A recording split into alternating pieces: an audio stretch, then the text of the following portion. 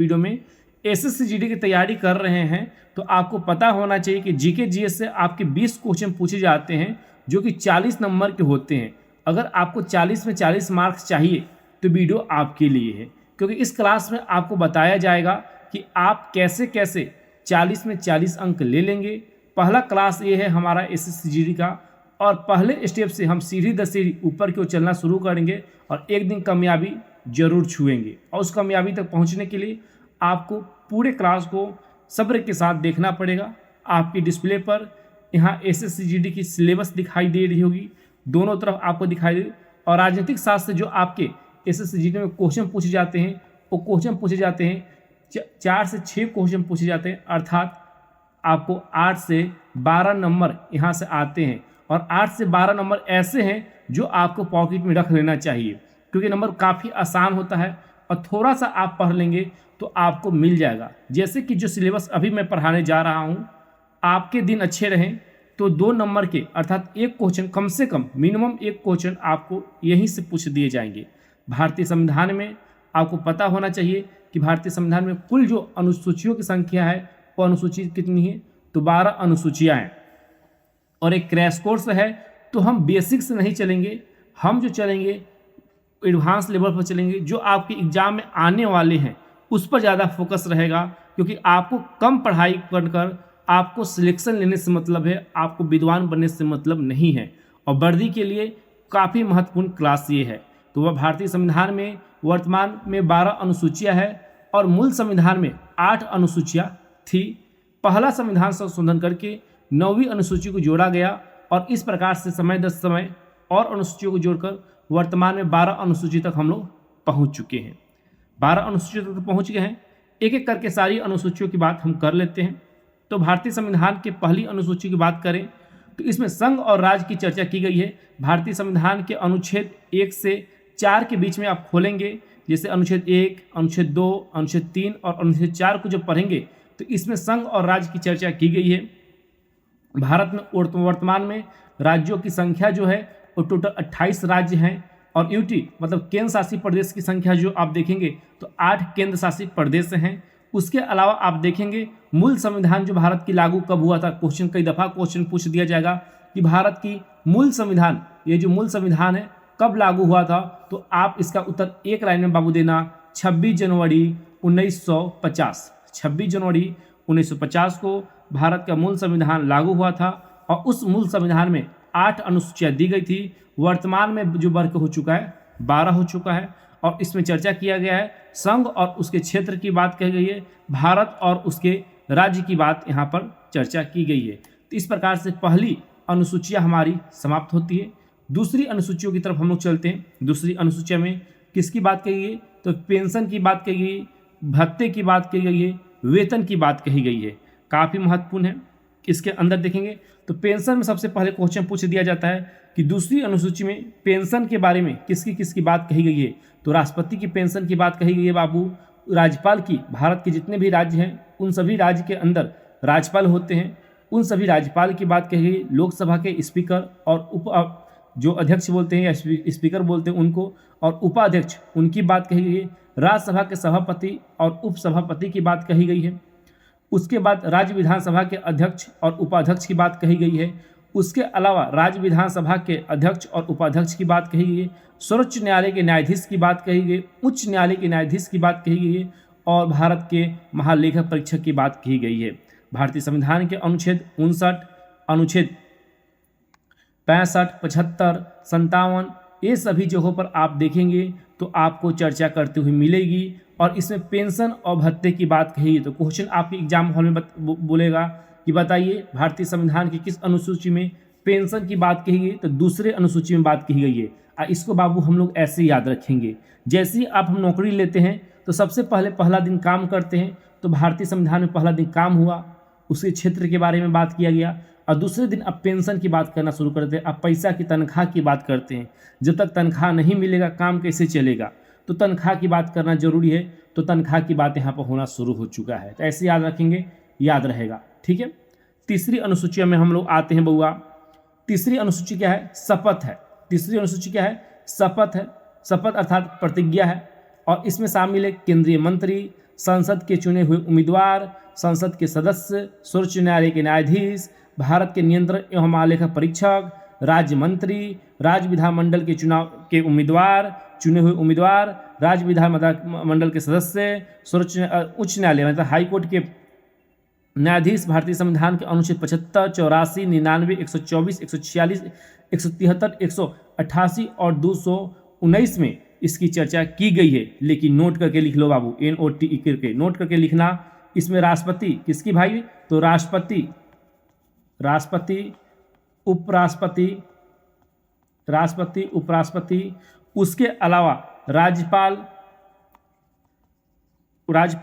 इन सभियों के जो शपथ है इसकी चर्चा नहीं की गई है। किसी नहीं की गई है, तो राष्ट्रपति, उपराष्ट्रपति और राज्यपाल की चर्चा यहाँ पर नहीं की गई है। तो ठीक है, यहाँ पर नहीं की गई है तो कहाँ की गई है, सवाल तो बनता है ना कि तीनों के यहाँ नहीं की गई है तो कहाँ की गई है। तो तीनों की चर्चा की गई है भारतीय संविधान के आर्टिकल, राष्ट्रपति की बात कर रहा हूँ तो आर्टिकल 60 में लिखा है कि राष्ट्रपति शपथ कैसे लेंगे, आर्टिकल 69 में लिखा है उपराष्ट्रपति के बारे में, और आर्टिकल 159 में लिखा है राज्यपाल के बारे में। तो इन सभियों की चर्चा, शपथ ग्रहण बाकी सबके तो है, लेकिन इन तीनों को छोड़कर, याद रखिएगा, इन तीनों को छोड़कर क्वेश्चन में बार बार यहाँ पर हम लोग फंसेंगे। तो राष्ट्रपति, उपराष्ट्रपति और राज्यपाल तीनों की चर्चा अलग से की गई है, बाकी सब लोग शपथ यहीं पर लेंगे, ठीक है ना। चलिए आगे बात करते हैं। अब आ चुके हैं हम लोग चौथे नंबर पर। यहाँ पर क्या बोल रहा है, केंद्र और राज्य के बीच सीटों का बंटवारा मतलब आवंटन, ठीक है। और भारतीय संविधान के अनुच्छेद 80 में इसकी चर्चा की गई है। तो भारत में किस प्रकार से आवंटन का मतलब होता है, वो बंटवारा, ठीक है,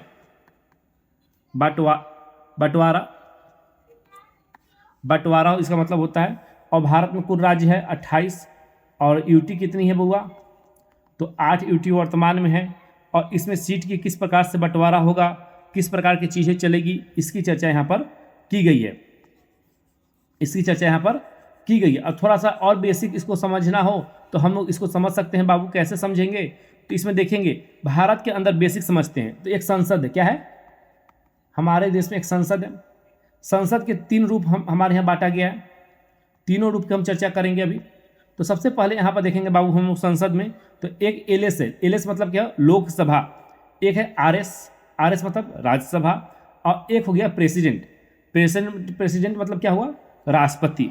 3 है संसद के। कितने रूप हुए बाबू, तो 3 रूप हुए, लोकसभा, राज्यसभा और राष्ट्रपति, प्रेसिडेंट। अब इनके संसद के कुछ कार्य हैं, संसद के क्या है तीनों, तो कार्य है इनका, एक कुछ कार्य है, काम करेंगे तभी तो संसद में है। काम क्या है, देश के लिए कानून बनाना, काम क्या है, तो देश के लिए कानून बनाना, देश के लिए कानून बनाना इनका काम रखा गया है। और ये तीनों किसके अंग है, ये तीनों किसके अंग है, तो तीनों जो अंग है वो संसद के अंग है।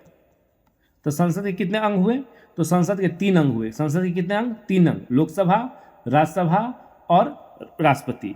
और इनका काम क्या है, देश के लिए कानून बनाना, ठीक है। उसी प्रकार यहाँ पर सीटों की बंटवारा में मैं बात कर रहा हूँ, उसी प्रकार देखेंगे तो केंद्र के अंदर देखेंगे तो केंद्र में है संसद, केंद्र में क्या आता है, संसद आता है, ठीक है। और राज्य में आता है, राज्य में राज्य विधानमंडल,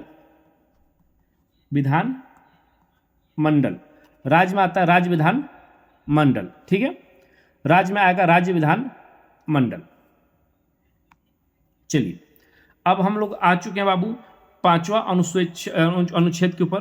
5वां काफी महत्वपूर्ण अनुच्छेद है, इसमें देखेंगे बाबू तो आगे काम के जो बंटवारा है उसमें और डिटेल में मान लीजिए पढ़ना आपके मन है तो आप जान सकते हैं कि किस प्रकार से राज्य में बंटवारा होता है, राज्य सरकार होती है, संसद में लोकसभा राज्यसभा होता है, उसमें पंचायती राज की अस्थायी सरकार होता है। तो बहुत सारे लेवल पर इसकी बंटवारा हुआ गया है और किया गया है हमारे संविधान में, तो इसके ऊपर हम चर्चा करते रहेंगे। अब आते हैं आगे, सीट के बंटवारा हम लोग देख लिए। सीट के बंटवारा पढ़ने के बाद 5वें में आएंगे। 5वां क्या बोल रहा है बउआ, अनुसूचित जाति क्षेत्र और अनुसूचित जनजाति क्षेत्र में प्रशासन नियंत्रण की बात कही गई है। तो देखिए अनुसूचित जाति मतलब एससी और एसटी, ये दोनों जो क्षेत्र है इसमें क्या किया गया है कि प्रशासन की बंटवारा की बात कही गई है। और इसमें प्रशासन की बंटवारा और नियंत्रण की बात कही गई है कि किस प्रकार से प्रशासन का बंटवारा होगा और किस प्रकार से नियंत्रण किया जाएगा। अनुच्छेद 244 में इसकी चर्चा की गई है। अब आते हैं छठी अनुसूची में। छठी अनुसूची में छठी अनुसूची काफ़ी महत्वपूर्ण है। ये केवल एसटी के लिए, किसके लिए है? तो केवल एसटी के लिए है। और इसके अंदर जो चर्चा किया गया बाबू, आप लोग देखेंगे तो प्रशासन नियंत्रण की बात कही गई है। और ये जो लोग आते हैं ये किसके लिए आते हैं? तो इसको इस शॉर्ट में हम लोग याद रखेंगे ए, ठीक है, ATMM, ATMM याद रखेंगे। ए से हो जाएगा असम, ए से असम, ठीक है, ए से असम आप लोग याद रखेंगे। टी से याद रख लेंगे हम लोग त्रिपुरा, टी से त्रिपुरा हो जाएगा। एम से इधर लिख लेते हैं मेघालय,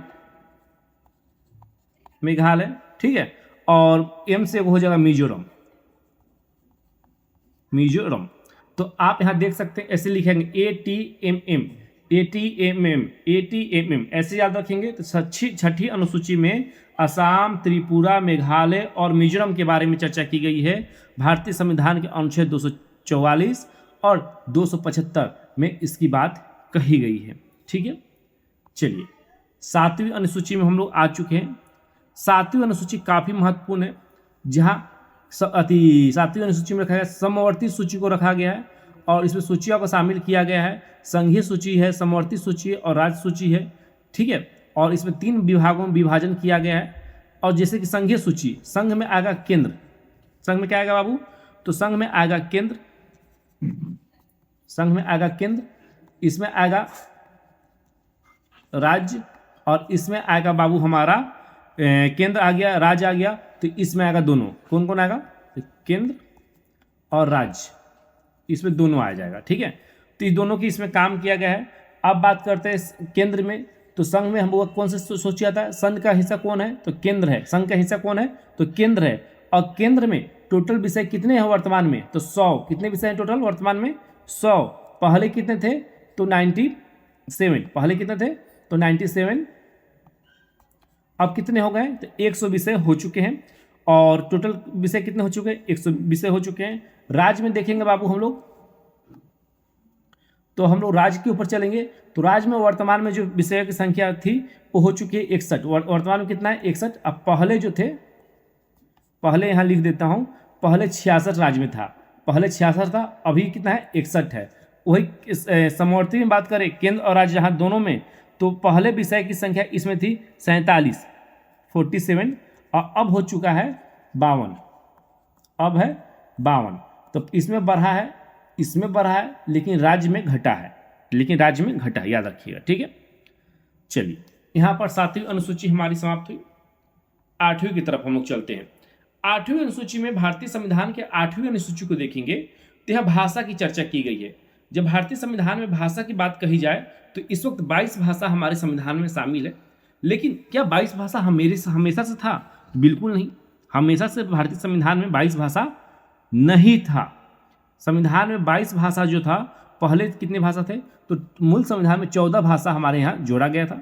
बाद में संशोधन कर करके इसमें 3 बार संशोधन हुआ और तीनों बार संशोधन करके भाषा को जोड़ा गया। सबसे पहला संविधान संशोधन हुआ 21वां संविधान संशोधन हुआ और इस संविधान संशोधन को 1967 में किया गया और सिंधी भाषा को, कौन सी भाषा?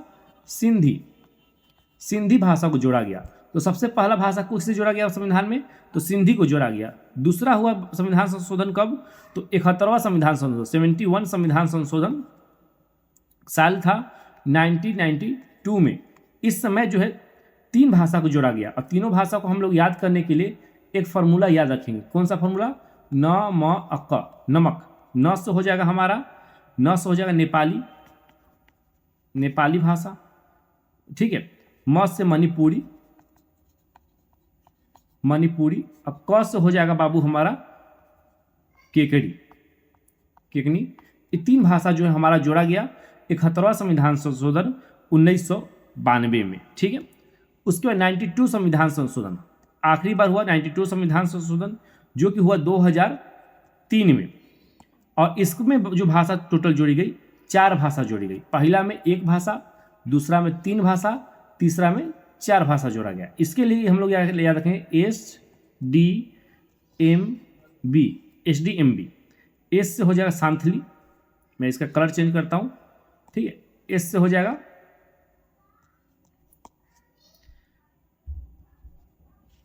सांथली, डी से हमारा हो जाएगा बुआ डोगरी, एम से हो जाएगा, एम को इसलिए लिख लेता हूँ, एम से हो जाएगा मैथिली माने भोजपुरी, ठीक है, हमारे यहाँ का। और उसके बाद हो जाएगा बोडरी। ये जो है भाषा जो है इस प्रकार से जोड़ा गया। और आपके डिस्प्ले पर अभी देखेंगे सेकेंड पेज पे जब हम आएंगे तो यहाँ पर देखिए सारी भाषाओं की चर्चा हमने किया है और भारतीय संविधान के अनुच्छेद 344 से 351 के बीच में इसकी चर्चा की गई है। तो 3 बार संविधान संशोधन हुआ, तीनों बार में एक बार रिकॉल हम लोग कर लेते हैं। 3 बार संविधान संशोधन हुआ, पहला हुआ 1967, 1992, 2003। पहला बार में 1 भाषा, दूसरा बार में 3 भाषा, तीसरा बार में 4 भाषा को जोड़ा गया। 21वां संविधान संशोधन, 91 संविधान संशोधन और 92 संविधान संशोधन के साथ ये तीनों को जोड़ा गया है, ठीक है। चलिए आते हैं 9वीं अनुसूची में। 9वीं अनुसूची में बोला गया है कि जमींदारी प्रथा को उन्मूलन संबंधित जो है ये विधेयक लेकर आया गया था और भारतीय संविधान के अनुच्छेद 31B में इसे रखा गया है, 31 के बी में इसे रखा गया है। और भूमि सुधार अधिनियम के तहत जानते हैं और पहला संविधान संशोधन था, ये प्रथम संविधान संशोधन था जो कि 1991 में लाया गया, ठीक है, 1991 में लाया गया बाबू। और यहाँ क्वेश्चन जो है पूछता है, बारंबार क्वेश्चन पूछता है। प्रथम संविधान संशोधन 1991 में लाया गया और बार बार क्वेश्चन हमारे यहाँ पूछता है, ठीक है। उसके बाद हम लोग आ चुके हैं 10वां संविधान संशोधन, आखिरी 2 बचा हुआ है, 10, 11, 12, ठीक है। दल बदल अधिनियम, ये राजीव गांधी प्रधानमंत्री थे उस समय लाया गया था 1985 में, साल था 1985 का, राजीव गांधी प्रधानमंत्री तो उस समय लाया गया। और इसमें जो नियम पूछा जाता है काफ़ी बढ़िया है। दल बदल अधिनियम को लाया गया है। 52 संविधान संशोधन, 92वां संविधान संशोधन 1985 में इसे लेकर लाया गया था। दल बदल कानून को लेकर आया गया था, ठीक है। राजीव गांधी उस समय प्रधानमंत्री थे। चलिए 11वां में बात करते हैं बाबू। तो 11वां संविधान संशोधन क्या है, तो इसे 73वां संविधान संशोधन, 11वां अनुसूची क्या है, तो 73वां संविधान संशोधन 92 में इसे लाया गया था, ठीक है, 92 में लेकर आया गया था। और इसमें अंदर देखेंगे तो पंचायती राज दिया गया था। इसमें क्या दिया था, पंचायती राज का बात किया गया था, अस्थायी सरकार की बात कही गई थी, महात्मा गांधी का सपना है ये बात बोला गया था। और इसमें टोटल जो है 29 विषय जोड़े गए थे। वर्तमान में राजस्थान में सबसे अधिक 22 विषय दिया गया है देश भर में, ठीक है। 29 विषय इसके अंदर दिए गए हैं। 12वां संविधान में नगर पालिका की बात कही गई है और ये भी उसी समय आया था बाबू। कब आया था, तो 74वां संविधान संशोधन 1992 में ही आया था और लागू लिखवा देता हूँ 1993, 92 में आया, 93 में लागू हुआ। ये भी बाबू लागू इसमें भी लिखवा देता हूँ, इसका भी लागू हुआ था 1993 में, ठीक है। अब इतना आप पढ़ लिए ना तो आपका एक क्वेश्चन अर्थात 2 नंबर कहीं नहीं जाने वाला, बस इसी वीडियो से 2 नंबर अर्थात एक क्वेश्चन आपका कहीं नहीं जाने वाला है। अब आपको अगले क्लास में हम लोग मिलेंगे। उम्मीद है क्लास आपको अच्छा लगा हो। अपने दोस्तों के साथ शेयर करिए और जल्दी से जल्दी हमारे क्लास में ज्वाइन होइए। और नीचे लिंक दिया गया, काफ़ी सस्ता क्लास है, 1 महीना के रिचार्ज से भी कम में आपको 299 में क्या मिलेगा, कुछ नहीं मिलेगा आज की डेट में। इतनी सस्ती हम लोग क्लास दे रहे हैं, तो ज़्यादा से ज़्यादा लोगों को जोड़िए ताकि हमारा मनोबल बढ़े। और ऐसी क्लास देखने के लिए हमें फॉलो जरूर कर लें। जय हिंद।